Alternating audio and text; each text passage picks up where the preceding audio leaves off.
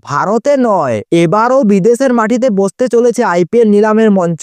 গতবারের মতো এবারও বিদেশে নির্ধারিত হবে ক্রিকেটারদের ভবিষ্যৎ। কোন দেশে হতে চলেছে আইপিএল এর মেগা নিলাম, আর কবে জানাতে হবে রিটেনশন লিস্ট। আজকের ভিডিওতে আমরা এসব নিয়ে আলোচনা করব। তাহলে চলুন শুরু করা যাক। ভারতে নয়, এবার নিলাম অনুষ্ঠিত হবে বিদেশের মাটিতে। গত মরশুমে আইপিএল এর নিলাম হয়েছিল দুবাইতে।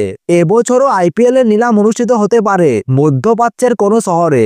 বোর্ডের সূত্রের খবর, এবার নিলামের জন্য সংযুক্ত আরব অমারশাহী, সৌদি আরব এবং কাতার এই তিনটি দেশ ছিল দৌড়ে। তবে সব দিক দেখে আবু ধাবি প্রায় নিশ্চিত গন্তব্য হয়ে উঠেছে।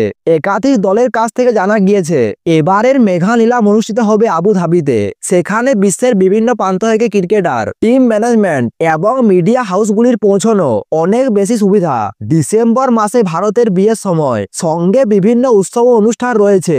এই সময় হোটেল বুকিং পাওয়া খুব কঠিন হয়ে যায়। প্রায় সব বড় শহরে 5 স্টার হোটেল এবং কনভেনশন সেন্টার সেই সময় পূর্ণ থাকে। ফলে পুরো ইভেন্ট আয়োজন করতে গিয়ে বোর্ডকে সমস্যায় পড়তে হয়। সেই কারণে গত দুবারের মতো এবারও বিদেশে নিলাম আয়োজন করার পরিকল্পনা করা হয়েছে। আরেকটি বড় কারণ হলো মিডল ইস্ট মার্কেট। গত কয়েক বছর ধরে মধ্যপ্রাচ্যে আইপিএল এর জনপ্রিয়তা বেড়েছে।